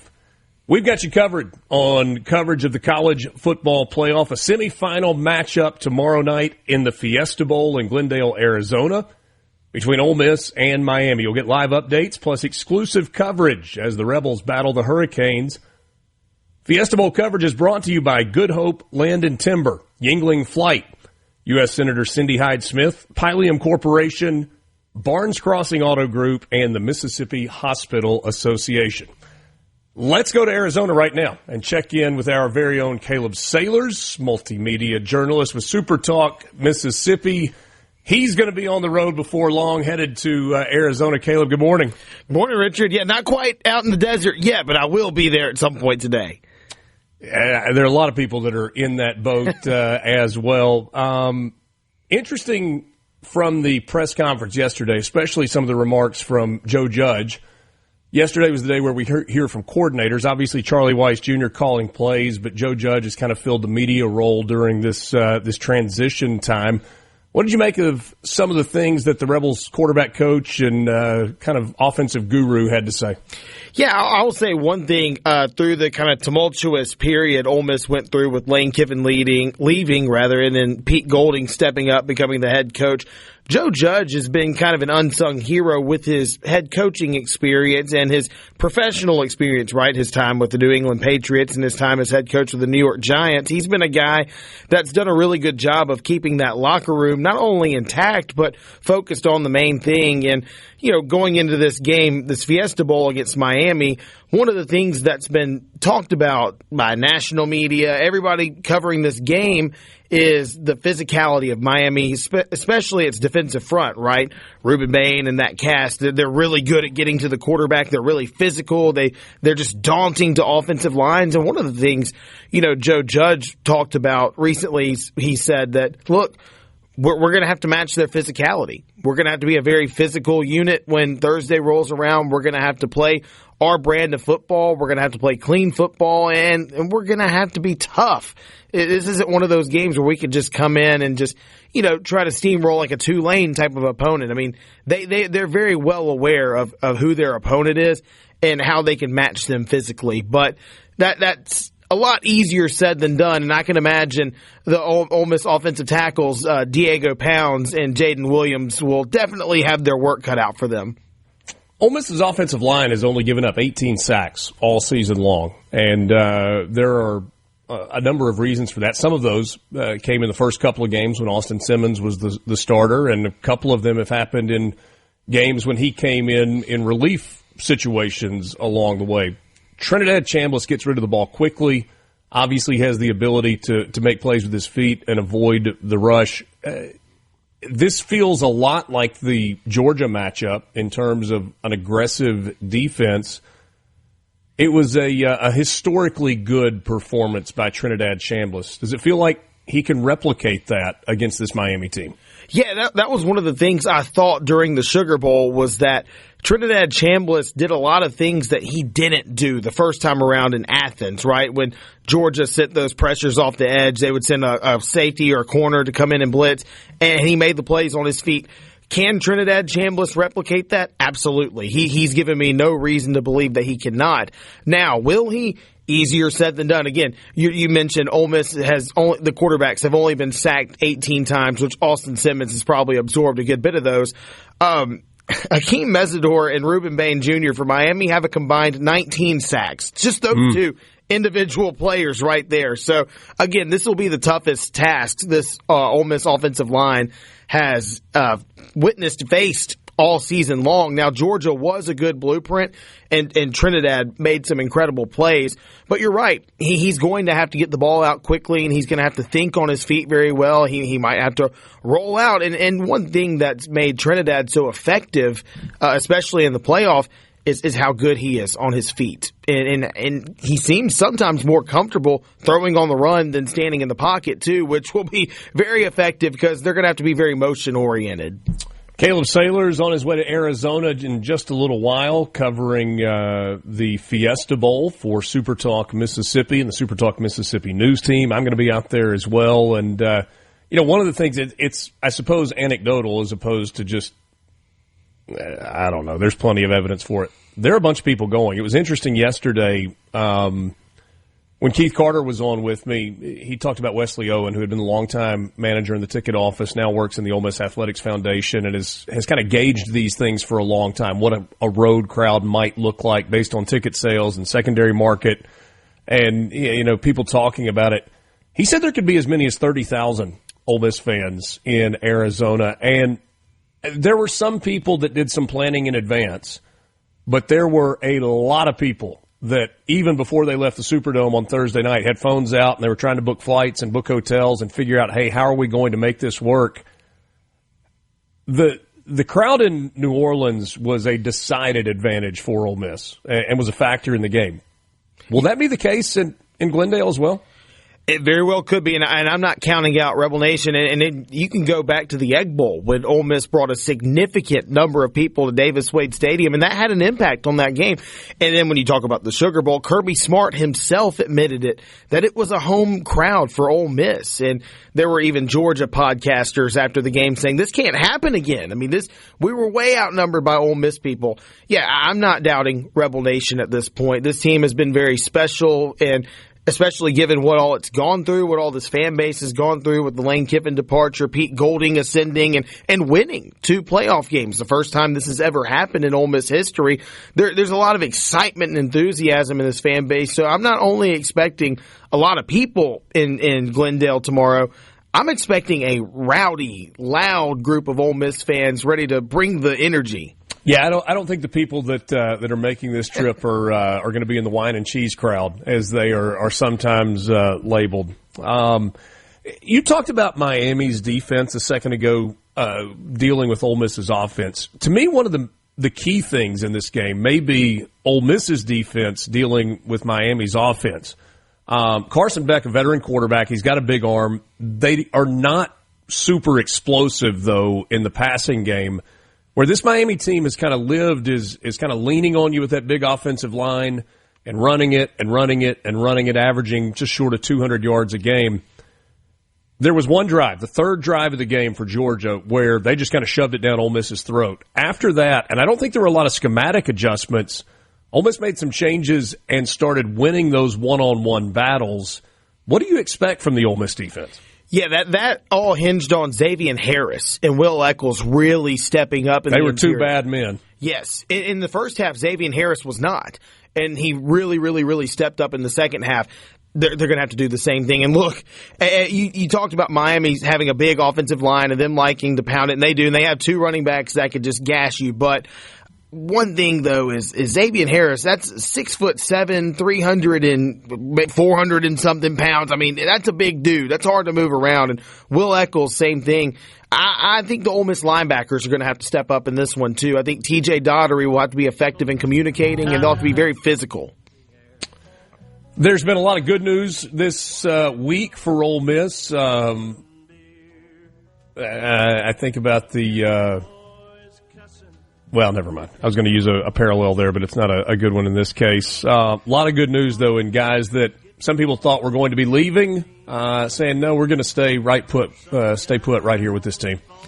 That's right. Trinidad Chambliss and Kejuan Lacey are headlining that group, too. A lot of returners, and, yeah, it looks like Pete Golding's got a good cast going into next season.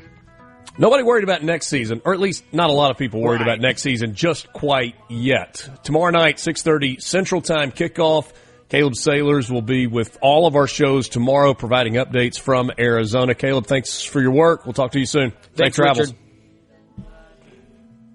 Mornings with Richard Cross, SuperTalk Mississippi, presented by Community Bank, communitybank.net.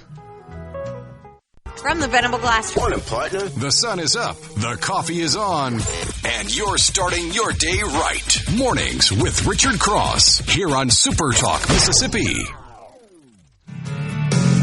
When you lie in the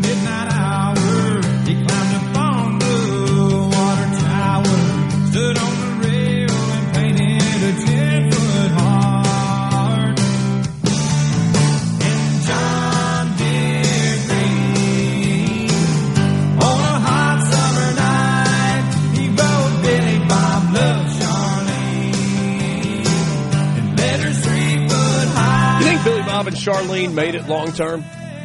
No. Really? 50% divorce rate. No. I don't know, man. A love like that, built on that kind of passion. I agree. I would like to know the percentages of those that, like the overpass and water towers, the John Hart, Wendy. How many of those worked out in the long run? I don't know.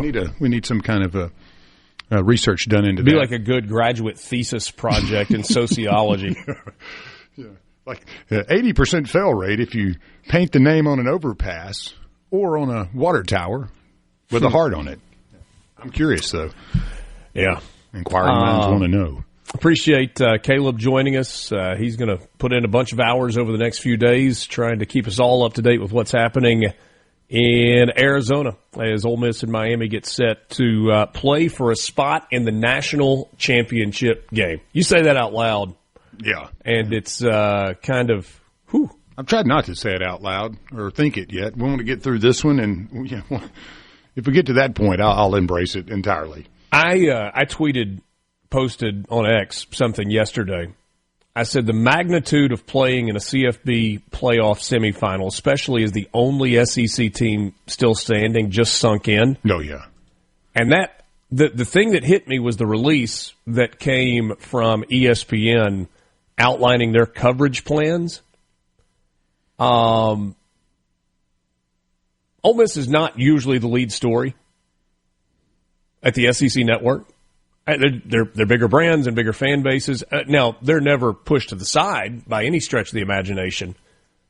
But a special edition of SEC Now coming up today, 10:30 this morning, where they are going to carry the head coach press conferences, so Mario Cristobal and Pete Golding, live on the SEC network with Peter Burns and Chris Doering there to react. The Paul Feinbaum Show live today and tomorrow from Glendale. An SEC Nation pregame show that starts at 5 o'clock Central Time tomorrow night with Laura Rutledge, Tim Tebow, Jordan Rogers, Roman Harper, and Paul Feinbaum.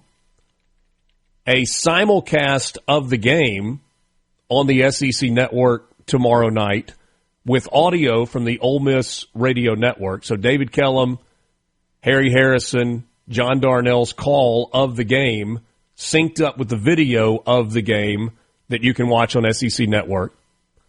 Halftime show hosted on the SEC Network by the SEC Nation crew, and then SEC football final after that.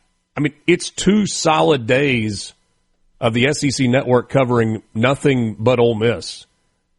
And it struck me that, oh yeah, this is what they do for Georgia.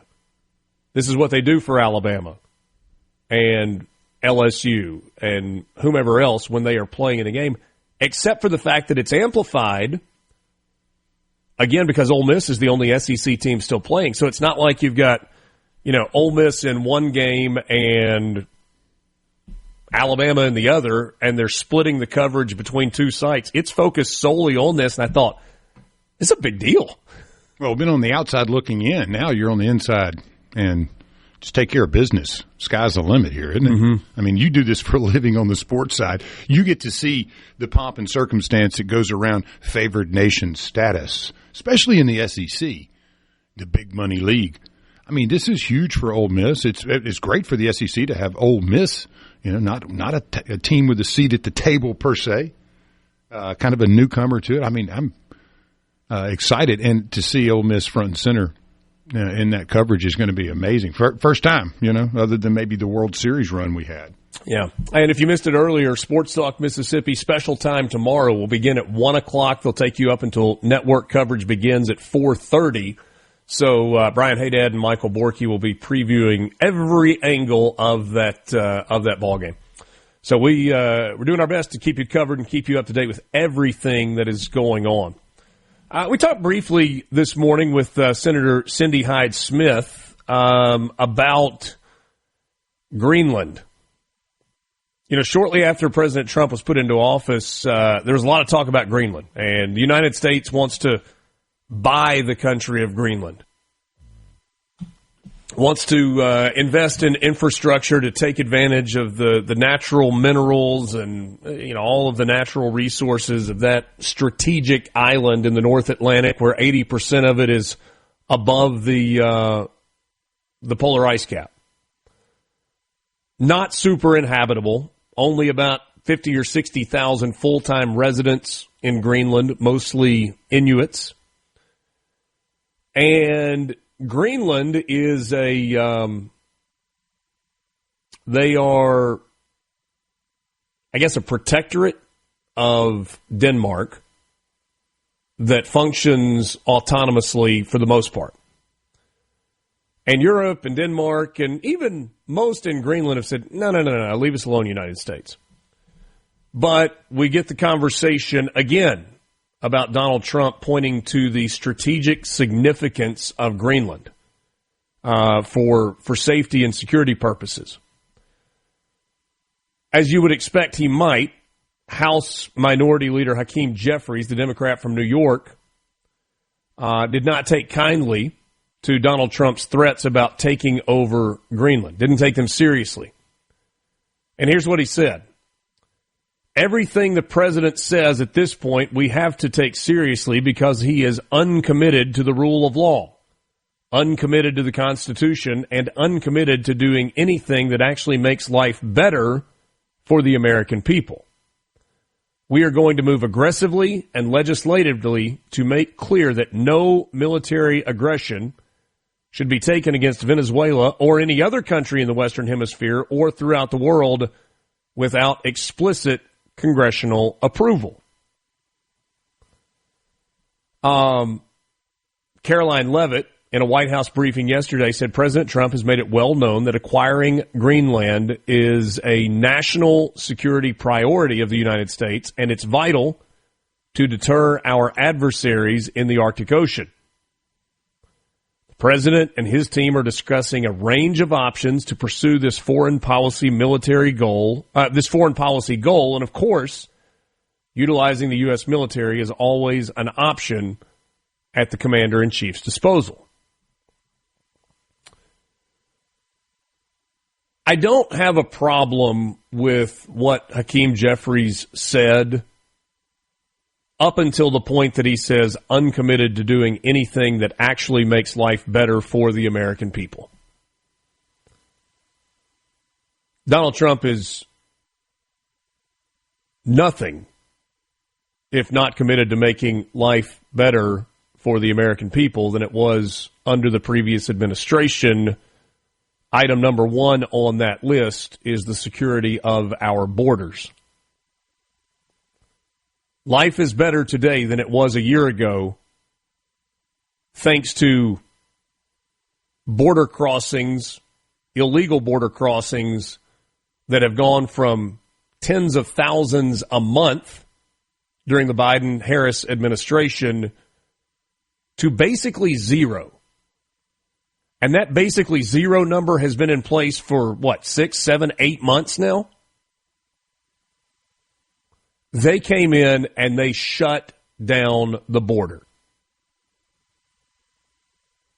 Now, they have been working diligently to try to get rid of some of those who came across illegally, especially those who are violent criminals.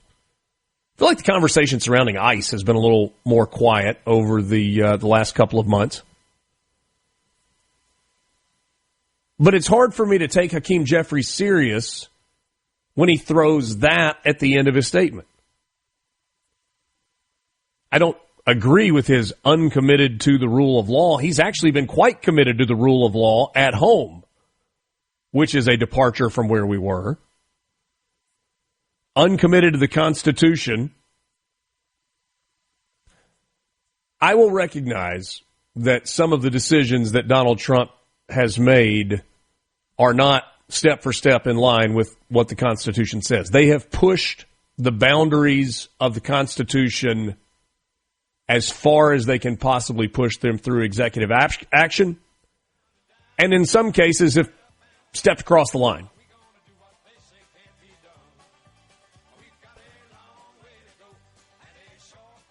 I think about the common sense conversation that I had with Minority Leader Robert Johnson just an hour ago. And I contrast that to the lack of common sense that comes out of the mouth of Hakeem Jeffries just about every time he opens it, and think, man, we got a long way to go. John Thune, for his part, also kind of dismissed the prospect of military seizure in Greenland. We'll get to that next.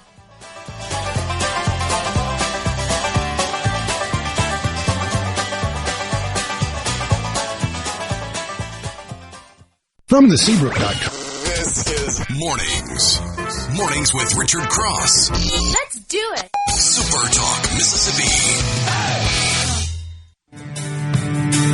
And Daddy ran a whiskey in a big black Dodge. Bought it at an auction at the Mason's Lodge. Shots of cannon sheriff painted on the side. Just shot a coat of primer and looked inside. Well, him and my uncle tore that engine down. I still remember that rumbling sound. Then the sheriff came around. Glad to be with you on this Wednesday morning, a day where many of you across the state of Mississippi are either traveling or are about to be traveling. Wherever you are, however you are listening, thanks for making us part of your day. It's Mornings with Richard Cross, presented by Community Bank. Online at communitybank.net. Community Bank, rooted in our community. We're here for every part of your financial journey, looking to manage your personal finances. Our banking services make it simple, secure, and tailored to you. Ready to grow your business? Expert guidance and custom solutions are there to help your business thrive. Dreaming of a new home? Our mortgage specialists are here to make the process seamless, all designed with you in mind. We're more than just a bank. We're your partner for life's biggest moments. Community Bank, rooted in our community. C-Spire text line is open, 601-879-4395. It's the best way for you to join the conversation. I'm just going to share a little personal anecdote. Got a family group text going. I don't remember if I mentioned this last week or not. I'm going to be very careful about how I say what I say.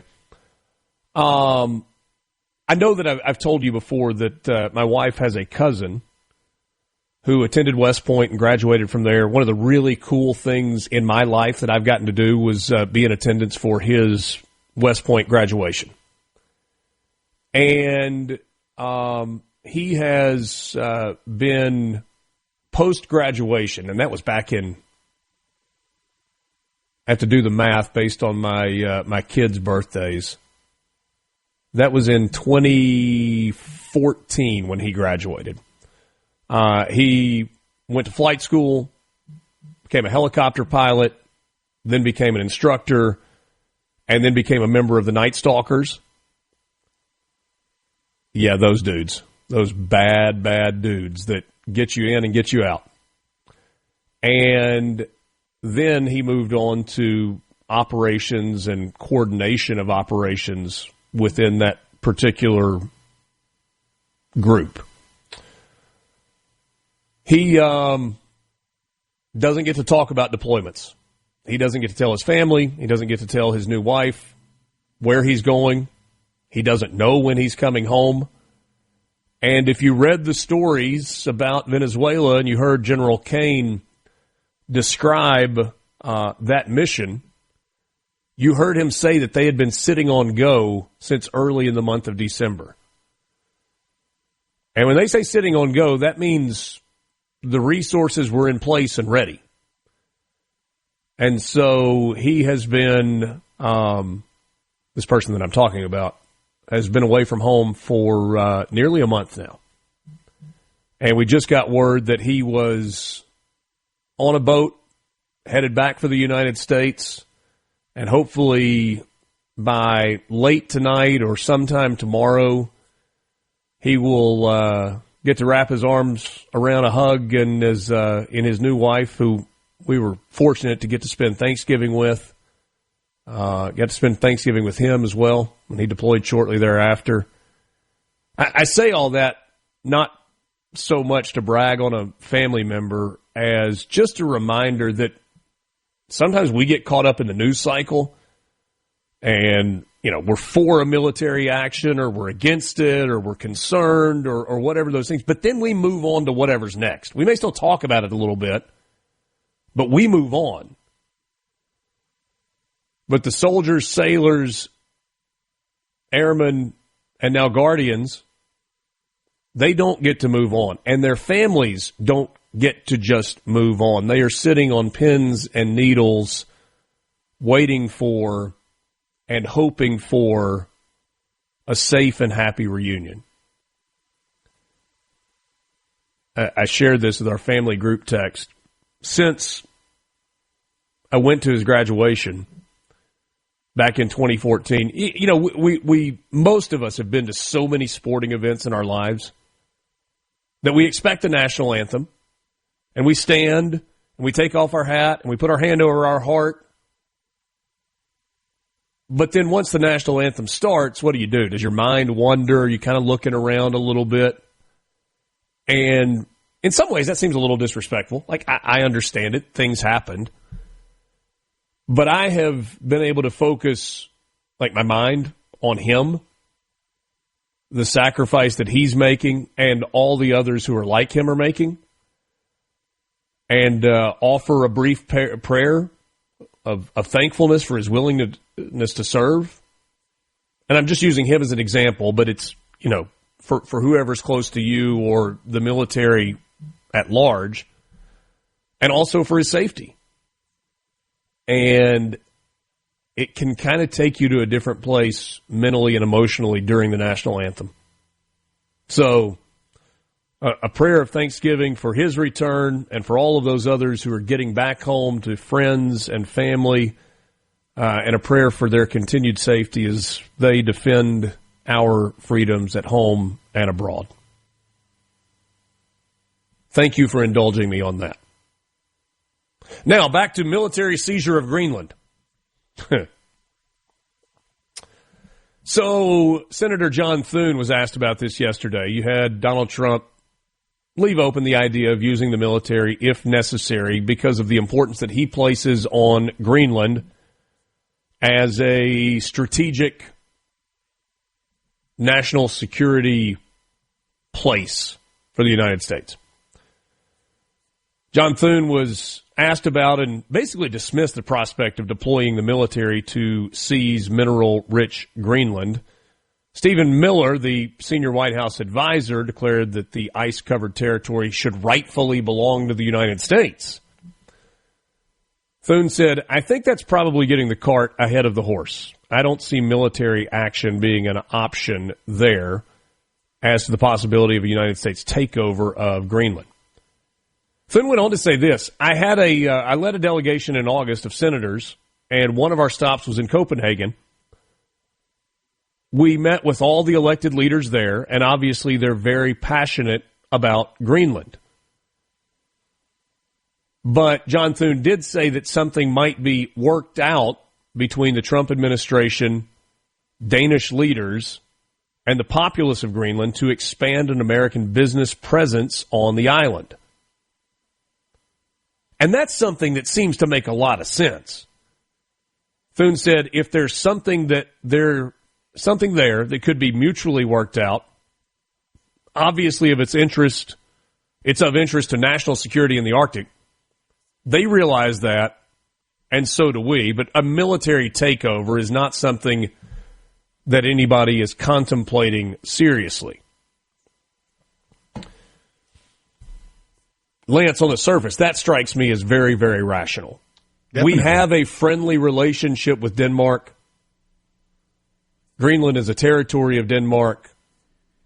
We go to Greenland and we say to them, this is of vast and vital importance to us. We're bigger than you. We're stronger than you. We can kind of take what we want, but we don't want to approach this that way. Yeah, we need a bigger security presence. We want to help you. We want to help Greenland by modernizing the ability to extract minerals. Like, we'll share in the profits. Yeah. Like, there's got to be a way to do this. Yeah. I mean, Denmark's never going to be able to do the work. Yeah, no. I mean, so partnership. Yeah, I mean, they already got it. You need it. Figure it out. Or you could just send back all the Danish wedding cookies back to Denmark, those things in the little pink bag that you get, send all those back, and then they give us Greenland or something. You can figure it out, though, without military intervention. My feeling on that. Yes. Yeah. And I mean, maybe you need Donald Trump to do just enough flexing, and he certainly is not opposed to a flex, to remind Denmark of who they are and kind of what their role is in this. It's like, I want to make you an offer you can't refuse. And don't refuse it. and don't refuse it. But we are doing this for us, but in the process, we will make you whole as well. Because Denmark is not aligned with Russia and with China. They are aligned, and they have been a ally and partner of the United States for a very long time. I know sometimes we kind of, even if we're supporters of Donald Trump, we kind of recoil at some of his tactics. This may be one of those. But below the surface, when you hear somebody that's a little more level-headed, like John Thune, go, we've talked with them. We know it's important. They know it's important. Let's get something done. To me, that makes a lot of sense. All right, we will take our final time out of the morning. We'll wrap things up with you on Mornings with Richard Cross right after this.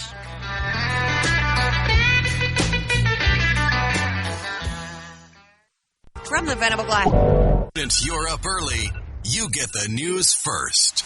Back to Mornings with Richard Cross on SuperTalk Mississippi and the SuperTalk app. On the road in California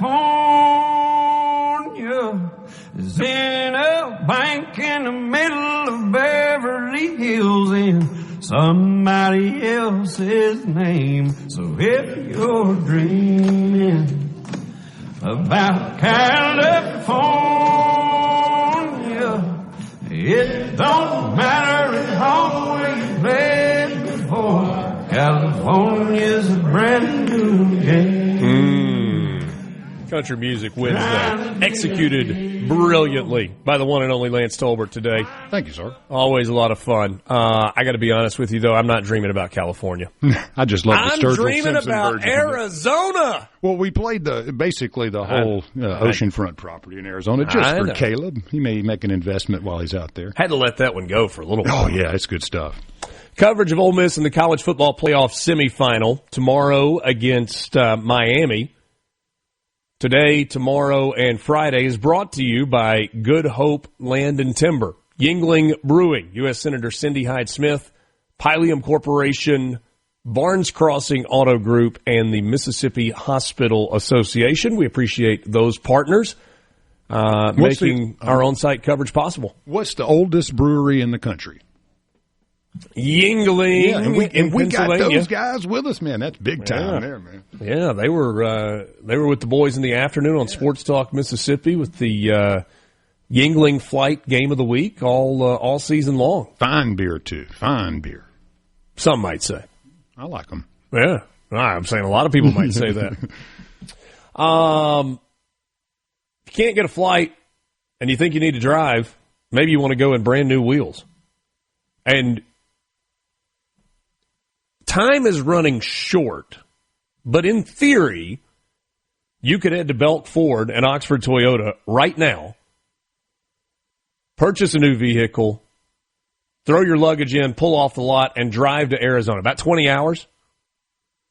Get you there. If you stopped and rested along the way, maybe lunchtime-ish tomorrow, power nap, pregame party and go to a ball game.